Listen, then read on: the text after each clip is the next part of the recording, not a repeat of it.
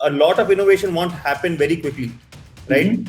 As a country, we just move on to UPI. Now, moving on to cryptocurrency, I feel would take another 10, 15 years. So I think that is the key things I would insist that as a startup founder, you don't have to take the 100% risk.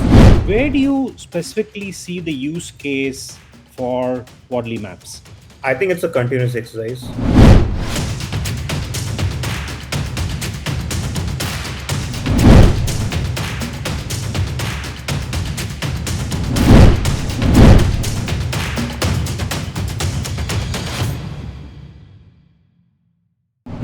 Hi, everybody. Welcome to the event. We have Saurabh still joining. He's yet to join. I just spoke to him.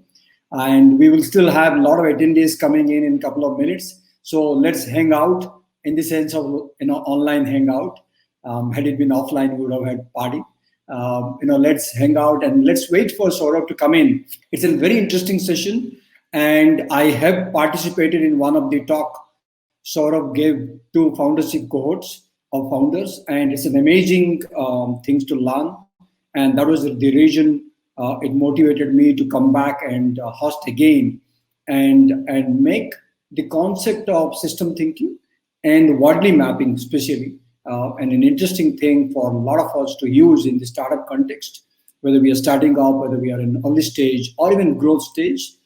I have seen how founders and business have benefited by having fantastic insights and strategic thinking that comes out of system thinking and Wadley mapping. Great. Welcome, Saurabh. Hey, everyone. Hey. We're just starting, and I was just giving a good overview of how we're going to coordinate this session. Please feel free to go live, and we're going to start it. Sorry, my name is coming something else. It's the laptop issue, and also the camera No. doesn't seem to be showing.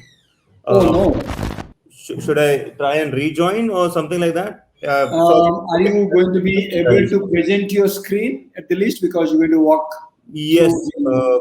I'll be able to present my screen. I'll just start right away. Okay, so why didn't we start? That's okay. It would be great to see you, but if you are not able to go online for any specific issues with your comp, we can at least start presenting, and you can walk us through your idea about system thinking and Wadley mapping. Right. So thank you so much, Saurabh. Let's start get going into this. Sure. Hey guys, welcome to this session on systems thinking and Wadley mapping. I am Saurabh, and sorry for the technical difficulties, guys.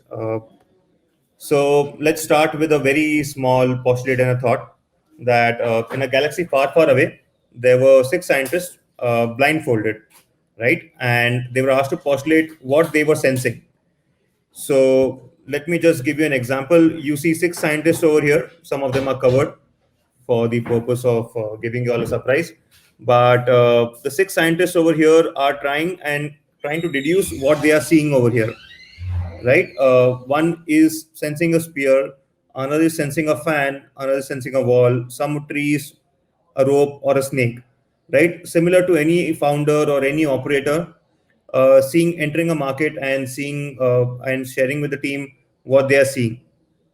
And can anyone guess what is the article that they're all together sensing, or what is the environment they are in?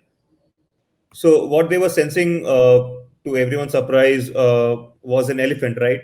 But for one person, he was just getting the edges sharp towards him, and then he went like it's a spear. And to someone else, it's a tree. And similarly, founders generally mistake the market based on their limited interactions, and that causes a lot of concern. And this is the crux of system thinking: seeing the elephant for the whole it is, or seeing the forest for the from the trees. So a little about me. I am currently at Mike Exports. It's my family company, and just doing design and production over here. I have an engineering degree. I have a design degree. I have been a founder in the past, trying to find something new at the moment right now as well. I'm double vaccinated, and I think so is Santosh, and I think everyone should go ahead and get vaccinated. Very simple COVID time thoughts. So let's start a very simple way of understanding systems, right? Uh, what I have in this scale are two feedback loops. One is going clockwise, one is going anti-clockwise. On the left hand side, like anyone, I have good habits which help me focus and which keeps me disciplined, makes me a better me. And I would like this cycle to go endlessly and get reinforced again and again. It's called a reinforcing loop, a very simple concept. And on the other side, I have some annoying habits, right? Let's say not being joining this presentation on time, for example. So that kept me distracted and made me a net mediocre person, and that is taking away from me. So it's a negative loop or something that I would like to balance out of my life, right? Similarly, in a startup, we sometimes procrastinate. We sometimes don't talk to 30 people in the market about what we are doing. That leads to more and more distractions, while a good habit would be focusing, prioritizing, at the same time spending some good time. So these are the very basic way of seeing yourself in a situation or in an environment in a startup. We can do a small exercise, but since this environment is not conducive for continuous discussions, what I would suggest is if Santosh can share one of his good or a positive trait that he's currently working on. It could be reading books or anything that would help us help the audience understand the loops better.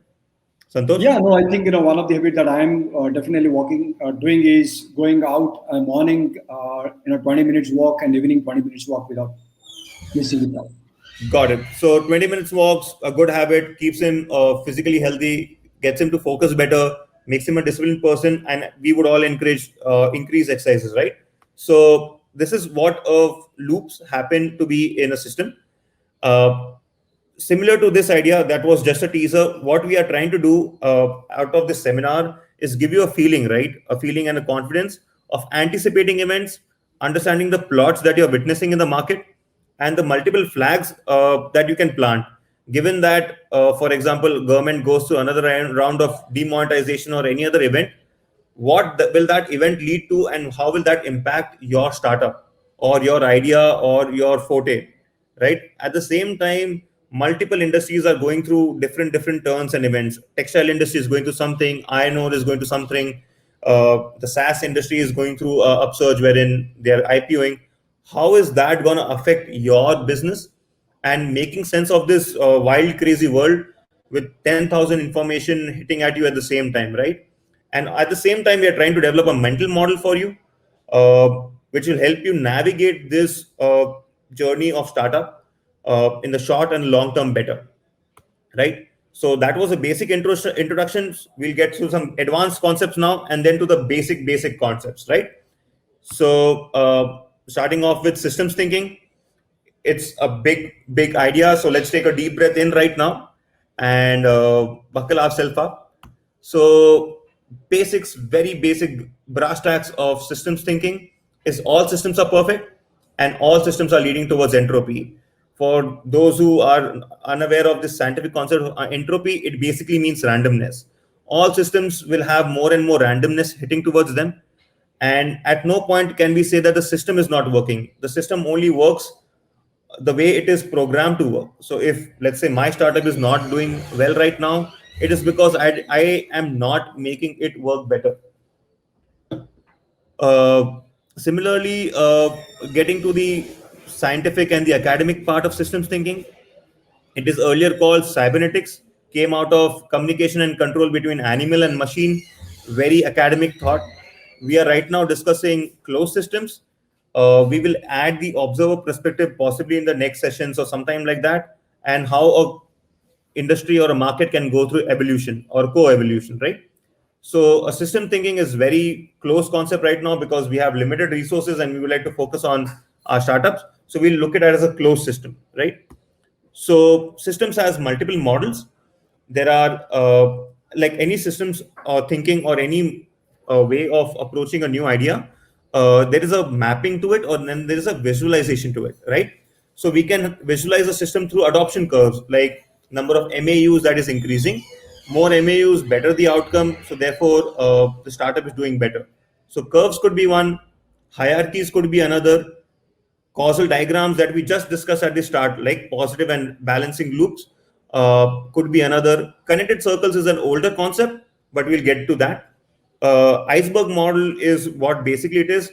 There are events happening around you which are having a certain pattern, which help us understand a common structure within it and help us inform our mental model to approach it, right?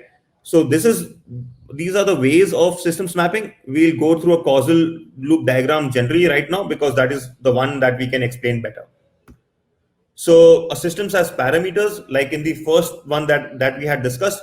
One of the parameters was me, my habits, or Santosh and his habits, and the effect that he has on him.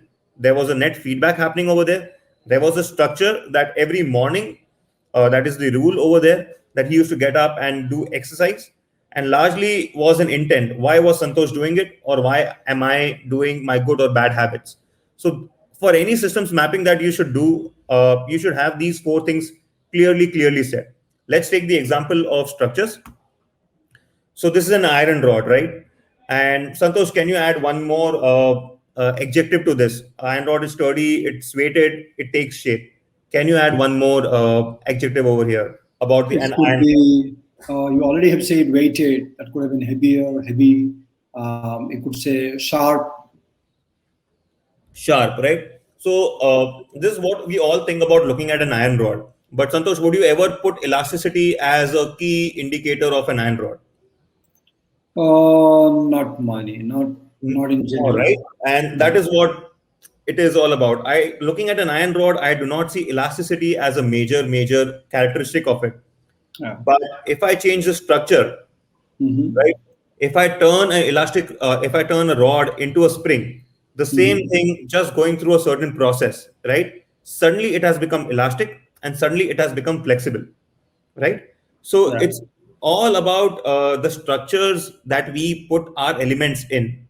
This was a single element system, but the larger idea being that if we change the structure dictates the behavior, right? And it aligns with the larger concept of a very good notation that I have heard, that your character dictates your destiny. So the idea is that a structure, if you change the structure, you can get an outcome. If you, in footballing terminology, if you make a team better, a team play dictates your victorious or a successful outcome as compared to just randomly working as a mob mentality, right? So let's take an example because we are all talking about startups and organizations. Let's talk about Disney. Now, Disney had the vision, the intent over here to be one of the world's leading producers and providers of entertainment and information, right? Uh, this could be a little overwhelming, so we'll go one by one. Disney having a certain vision, they made a map in 1957. They started with the key concept of creative fields and creative talent and studio, which led to content for their magazine. So we are going through a loop, right? Which went through more visitors to Disneyland, which went to more sales of merchandises, which led to more and more input for your movies, right? So the idea is we have made a loop over here of how can I increase all of these activities. Disney will earn money whenever there is increase in sales of magazine, a Disneyland visit, or a merchandise sale. Similarly, we can go through TV, leads to music, leads to more visit at Disneyland, leads to more merchandising, leads to more content. So they made a structure at the very start that we are gonna do these activities or these businesses which are interconnected in a manner which is designed and structured, and they are forming a loop which is a positive loop. So let's do a startup. Let's say Santosh and me start a CRM company, right? So what goes in a CRM company, Santosh, is this largely it, right? Yes. We store your contacts, we have analytics, there are APIs, lead gen through websites, there is a basic connections to email, there is a deal flow. Am I missing anything, Santosh? No, I think this is kind of the backbone of CRM. These the strong components that you need in a CRM. There are additional ones, but I think this is good. This is Yeah. 90% of what you need in a CRM. Got it. And me and Santosh together think that our vision is to get you or a founder closer to your customer, right? Getting them more and more interacting more and more closer to their customer was our vision. But then we add ourselves. Santosh becomes the CEO. Maybe he allows me to do the product. We do some biz ops. There is an AI level added over there. There's some business logic. These are all the components that I'm keeping on adding to the system. Then there is marketing. We do some marketing and advertising activities, etc. And then we add one more layer of users. There is a client of the users. There are other apps.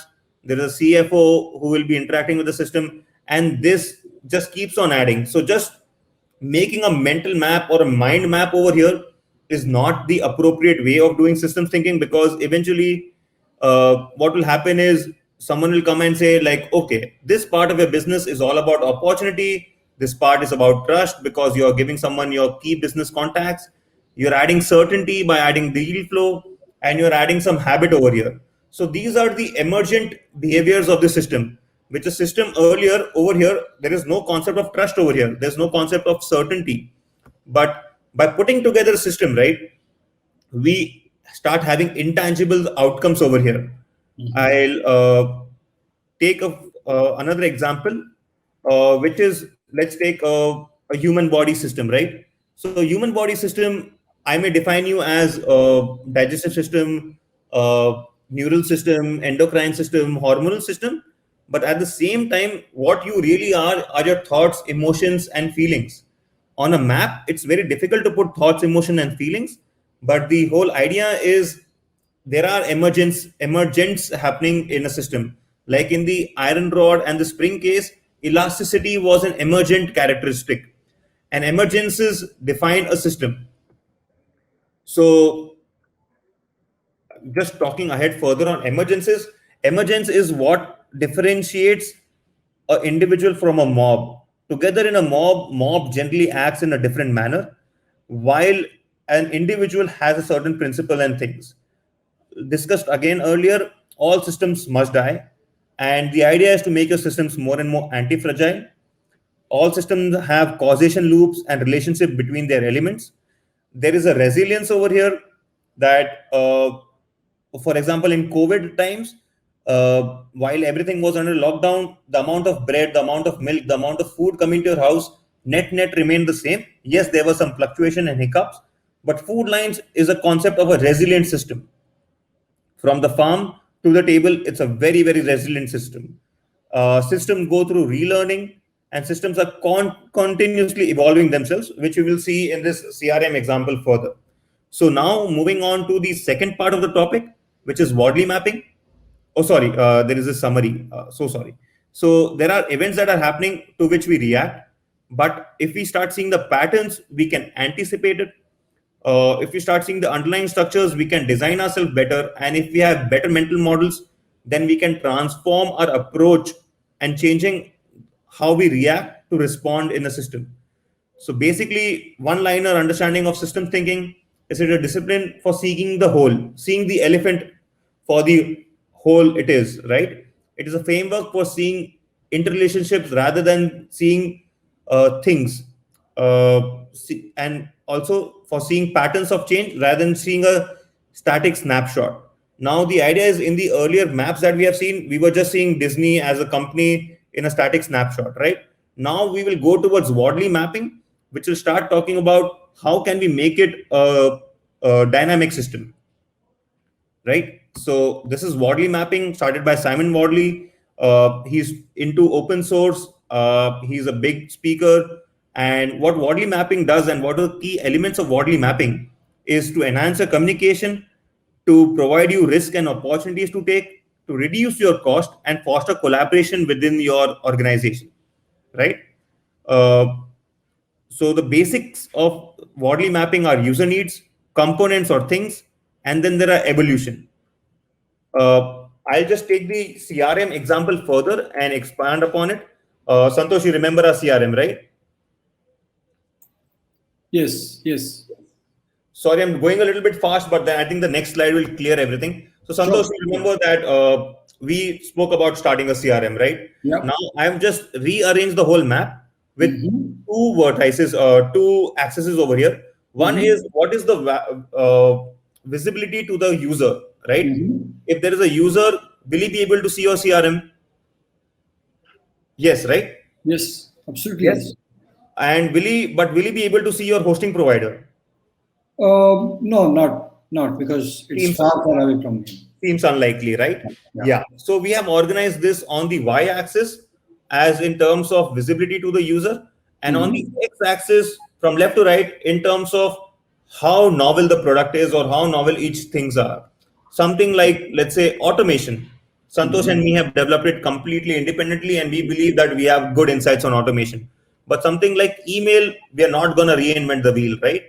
So we're just going to use a Gmail or Outlook or SendGrid or something like that, or a MailChimp.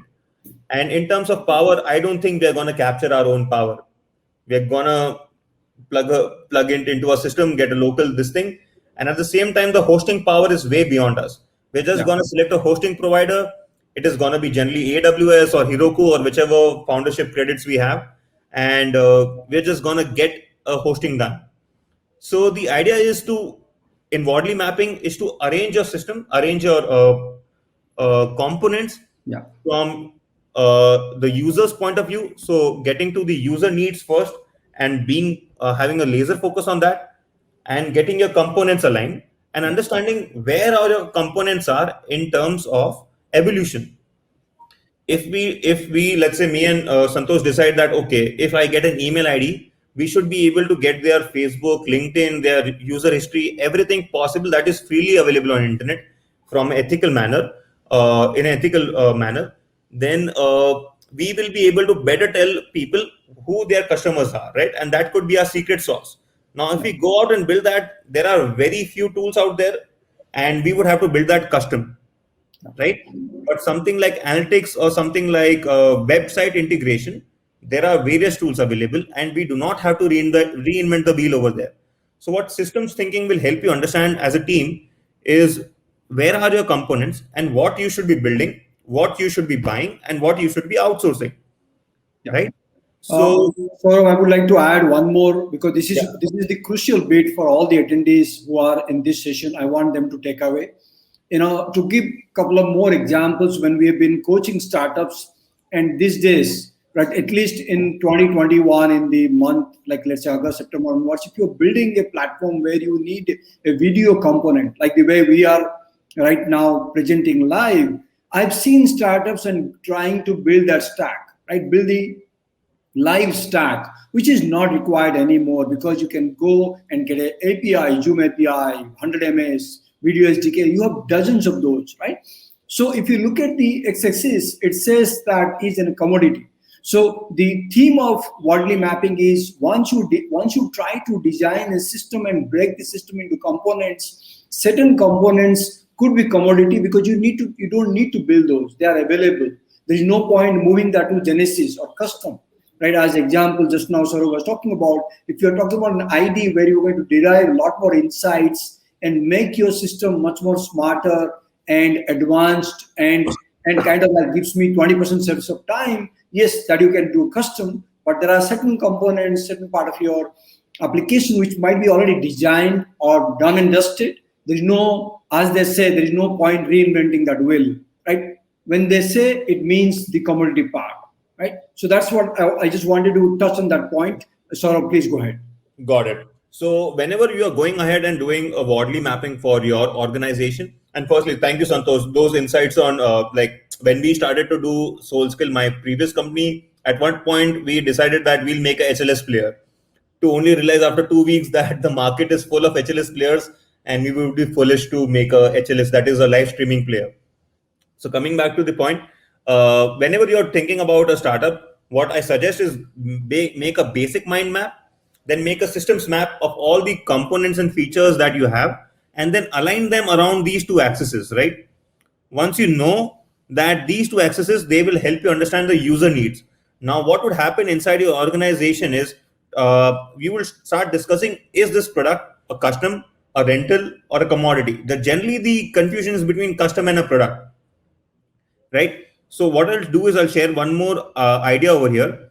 Is you need to understand which companies, which competitions are pioneers, which are settlers, and which are town planners, right? You should also understand build, buy, and outsource. So generally, the outsource one are town planners. Town planner people are you should understand the job that they do. A town planner will be happy managing the metric, right? They're not looking for something innovative. While something that you're trying to build has to be really, really made to fail, in terms of you would be failing on a regular basis, and you would be getting one insight after a long time. So the idea is you should be building that something no one else is building. If I make a CRM which has the best possible power electricity rate, I would be somewhat doing well. But the idea is that is not a differentiating factor. That is not going to help me with anything, right? But if I make something with reporting, there are enough reporting startups out there, and I may start facing some competition. But the idea is if I start building for capturing an ID, there is no one out there that is doing that. And that is a place of innovation. That is what a startup is thought to do. And it is better to build out these things. At the same time, tomorrow you might say, okay, no, I will buy this thing, these technologies as well. And my distribution to the user could be my key method, right? The way I'm marketing this CRM. And that could be a key component as well. For that, you need to add a marketing component over here to understand what are you building and how are you going ahead with it. So this is largely a Wadley map, and this is a Wadley map. We'll get back to it in the Q&A part of it. This is what generally, how do you differentiate a pioneer, a settler, and a town planner?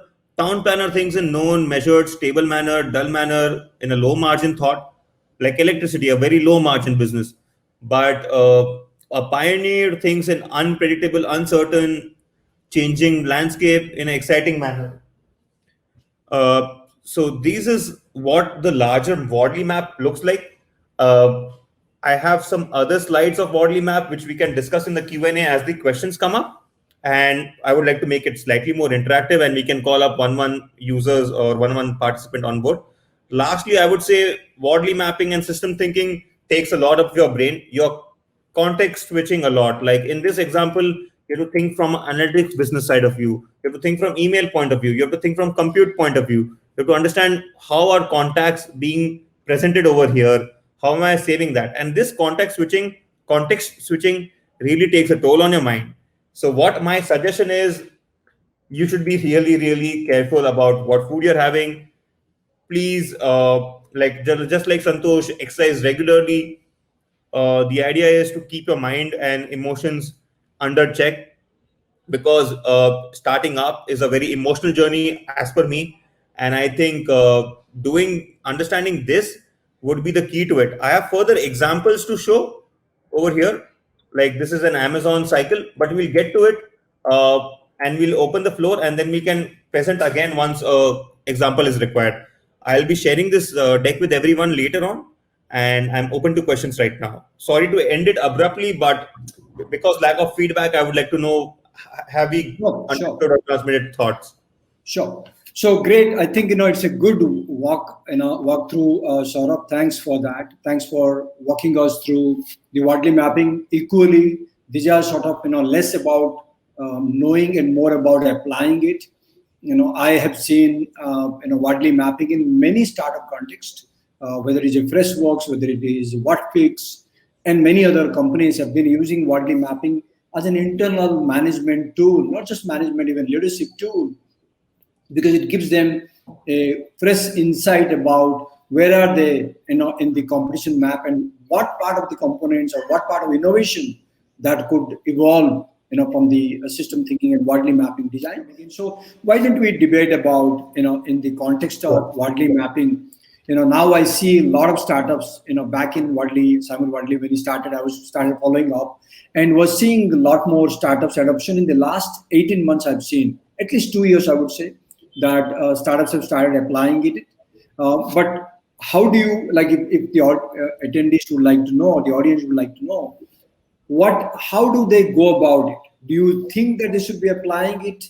And maybe we can host asynchronous forums, kind of like going through cases to design. What do you recommend that? How do you? So the idea is, once you have an idea, right, and you know that it belongs in a certain market, the best way to understand is start to talking to people. You will start to understand what are the moving parts in the business that are required, what are the basic user need and user expectations out of you. And once you start capturing that and you start aligning them, you get a larger picture of what is the whole market all about and what could be a differentiating part and what could not be. And that's at that part of your startup journey, you start making hypotheses. Okay, cool. I would like to do X differently. I would like to do Y differently. Now to do that and what part to build out, right? Just before when you're trying to build out and getting a first engineer or trying to code it yourself or make a no code outcome, you could start making a Wadley map and start seeing what parts are evolving in what manner. Just like in our journey, we realized that making an HLS player was the most foolish thought that we ever thought of. But at one point, we went like, we should definitely make an HLS player. Everyone was excited. Everyone was up in arms, saying that, yeah, that's the cool thing. We can reinvent video, etc. Because that enthusiasm is there, and that sometimes could be misleading. Yes. So the idea is to understand, okay, video component, like we were selling content to Hotstar, right? So the video component over here, how has it evolved over time? How many people are there? Has it gone from a genesis to a commodity already? Because me sitting in India or Mumbai or Jodhpur, I don't know, right? And I'm as good as my research is and as good as my information is. And if my team has not thought it through that, okay, if you want to make this product, it is better to have a HLS rented out, that is taken from as a product. It would be a better outcome, would save us time, money, and efforts to prove a concept. Eventually, yes, you might, right? Eventually, when you have the money, you can build everything. But then on today, on right now, lack of funds, lack of time, lack of resources, how would you like to go ahead with it? And at that point, you start seeing and start capturing where are all the things in the Wadley map and the stage of evolution. And as a entrepreneur who's a part of a larger ecosystem of companies and organization, are you moving the needle, right, for everyone else in the market and for your users in the market? Because if you're going to make a similar HLS player, then you're not going to move the needle and you're not going to get any new guys or new business. But if you tomorrow say, okay, I have a better HLS system, cheaper, faster, more energy efficient, more and more companies will start to take you up, right? And at this point, right, just about when you're trying to build is, I think, when you should be making a Wadley map. And when you're deep into research, right, because at that point you're deep into research, you can start getting more and more information. You can start analyzing patterns, start making mental models on possible events that are going to happen, and plant some flags saying that, okay, X is about to happen, Y is about to happen. What will I do about it? How am I responding as an entrepreneur to this? Maybe the funding market is going too high. Should I raise right now? Should I raise later on, etc.? All this becomes clearer and your decision making becomes better. So this is what I think where Wadley mapping is amazing and really, really adds value. Great. And this is equally applicable no matter what business you are in. Sure. I'm going to use it in my furniture business 100% because we see a movement from hardwood to MDF, right? And that is going to change everything. How long are you going to keep on cutting trees? So the idea is manufactured wood or engineered wood is the future. Now, the idea is, how is the system going to change? How is the system going to change in the next 5-10 years? How are my customers going to start asking for me for new and new things? And there is IKEA, where are the industry leaders at? And what processes do they follow? So it can be used in any and all businesses. It can be even done to understand your career choices. Would love to do it with a student or someone who's trying to explore career options. Super. So I think, this is a great sort of, presentation. Thank you so much for that. I hope the audience loved it. At some point of time in the future, we would love to bring a community forum kind of thing and help anyone wanting to apply system thinking and Wadley mapping. I think, we can go and pro bono, corrections or asynchronous. That is the reason why, I am with you in this, because I believe that a lot of startups who are building products and even in fact thinking about taking their products to different markets can benefit from Wadley mapping for sure. And I think that is the intention of hosting this event. I think, if there are no questions, guys, we would still wait for a minute. See if any of you have any questions. I think there is a question from Navneet, right? Is it necessary to move full time? Or we can start. Navneet, in case you would like to come on the stage, I can bring you in. Just say yes. The topic relevance important over here. Is it necessary to move full time in the startup, or we can be in the full time role and when parallelly work on the idea or concept? Yeah, so I I think Santosh is a better person to answer this. yeah, no, Uh, I think as long as so my thesis is very simple. If you can do quite a bit of things on this side, as long as you have found your some sort of your product market fitness and able to acquire customers steadily and retain them, because the bigger problem in startups is not about starting up whether full time or part time. The biggest downside of starting up is how well you know your customer and how well you are able to retain your customers, right? So I think that is the key things I would insist, that as a startup founder you don't have to take the 100% risk, and please use customer mapping as your main mapping. I see one question from Anushi. yeah. Oh, no, there are a couple of questions that is coming. Hello, can you please tell me when the work of mapping is in progress? What help or assistance a design researcher or strategist can help with? So, can I take that, Santosh? Yeah, please. Sure. So the idea is that as a strategist, the key concept over here would be to understand where are the elements. And one of the quotes that I just missed is the only way, the quote says the only way to make money is to understand what systems or services or products are you bundling or unbundling, right? As a key strategist, what you should be understanding is what are you bundling and what are you unbundling.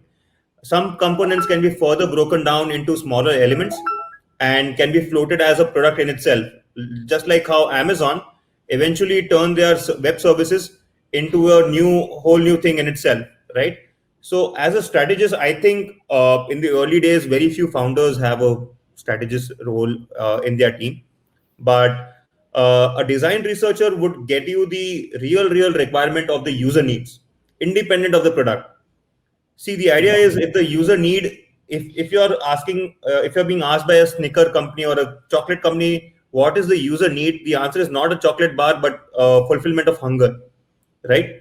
So this is where the user needs is crystallized down by a design researcher, and I think a strategist can help you understand how are the components moving. And there is another concept in Wadley mapping that is called blocks to success, or basically blockers, in which a lot of innovation won't happen very quickly, right? Mhm. As a country, we just move on to UPI. Now, moving on to cryptocurrency, I feel would take another 10-15 years. Yes, there are some places that is happening, but there are some policy and other changes which are further required for it to happen, right? So there are some key elements, and the technical term over there. One second, I'm just going through my notes. Yeah, it's called inertia and flow. There is a net inertia in the market. We have just moved on to UPI. We are stop using currency. We will not move to cryptocurrency that quickly. So, right. So strategists can start seeing that and start seeing what are the pipelines and flows over here. So I think Got it. I hope I have answered that, Anushi. I Yeah, think Anushi, please let us know whether that helped some part of your questions answered. I see now MB Sam has raised. I would like to hand the mic and ask him questions. and I think one more question is there from Vinod as well. We will address those questions. Guys, be around. We would definitely address. We'll love that you are asking those questions. Very relevant because it helps us to even understand more from your context. Sam, welcome to Hey, thank this. you. Thank you, Santosh. Thank you, Mayank, for doing the session. Sorry, Lovely. my name is Saurabh. Saurabh. Just that Saurabh. some login issues has happened. Sorry, my name is Saurabh. So sorry to cut you. Gaurav, Yeah, Saurabh? Sam, please go ahead with the question. Thanks for doing this. It's triggered the interest, and I've been also reading through some offline articles. One pointed question that I have is, especially we as a company also work with emerging enterprises, and they go through different stages in their product creation, product launch, trying to get their product market fit, and going through those evolutionary stages. Where do you specifically see the use case for Wadley Maps? Is it during the time when they find out the user needs, or is it during the product creation, or during the launch phase, or is it applicable for all the three? I think it's a continuous exercise. That's Okay. the basic one-liner to it. wherein if you start out, once you have understood your user needs, right, you would start making a Wardley map then and there. Now, the further details of the mapping will start happening once you understand what market are you serving and what product or which of the user needs are you fulfilling. A user may have n number of needs, and you as an organization or an enterprise will be filling a part of them, right? So once you've targeted a user, again, this is a user focused approach, right? Going to the customer and asking them, what do you need? And you get 10,000 answers. Of that, you start making sense of some, you start discarding some. And then from there onwards, you start seeing, okay, if I'm a screw company and they have some fastener requirements, then okay, I will start understanding the whole fastener businesses, right? So it starts from once you understood the user needs, goes on till endlessly you start a new vertical, right? So I don't think it's a process that is stopping, because Wardley map is dynamic. It captures movement and flow, and it changes over a week, month, or a period of time. Absolutely, I agree to the same fact. Like if we were all talking about live streaming and live as a component of our business into 2019, I'm sure a lot of the new startups would go and build it as a full-fledged stack, right? Almost like a custom or a Genesis. But today, it's a commodity. So if the Wardley mapping is seen in the context of present and suddenly newer components, newer innovations are happening, you can leverage that. And that is how, in fact, businesses have won against competitors, because they have leveraged something which has given them fastest to market, while the competitors might have ended up missing an opportunity of trying to build the same. Thank you. Yeah, thank you, Sam. Yeah. I think there's a question from Vinod, which is CRM is an existing process. Yes. So we are able to elementize and map them in system. How about mapping organic businesses like construction sector where local players are more? How do you use system mapping to develop a business model for such a market? So the idea over here is, let's say you're a construction giant or you're trying to open a construction this thing in Pune. Your elements would be again a user need, which starts on the top, and then as you go down, you will be continuing to get what are your basic components. Since we have some understanding in construction industry, we understand that getting the land is key. Now, land, although commoditized, I would say is genesis, because in house buying, right, as anyone would say, the understanding is the location is the key thing. Location is a limited resource, and people would like to capture that. I would say it is between product and somewhat between commodity, somewhere over there, because it is not something so unique that you're building a farmhouse, right? You're building a home over there. And then you have steel, cements, labor available. Your design is one more, and your marketing is another. That is your product positioning, or the offering that you're giving. Are you giving a flat? Are you giving bungalows? Are you giving a closed gate housing, etc.?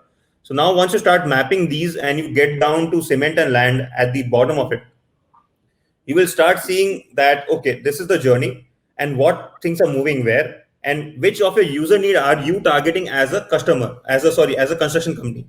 If you're saying that I would like to make affordable housing, the Wardley map is different as compared to a luxury housing, because luxury housing is all about I can show it to people where I am. As compared to affordable housing, you're just going for bang for the buck. You're saying that, okay, for 24 lakh rupees or 20 lakh rupees, how many houses can I build? And that is the whole case over there. So I hope I have answered your question, Vinod. Cool. I think we're done with the questions. Yes. You're on Perfect. mute. Yeah. Yeah, perfect. I think, wonderful. Thank you. I think, getting questions in these sessions makes a lot of impact, and I'm thankful to each of the participants who just shared their questions, because it helps others to learn more, from a single session as such. I think if that's pretty much Saurabh, Yes.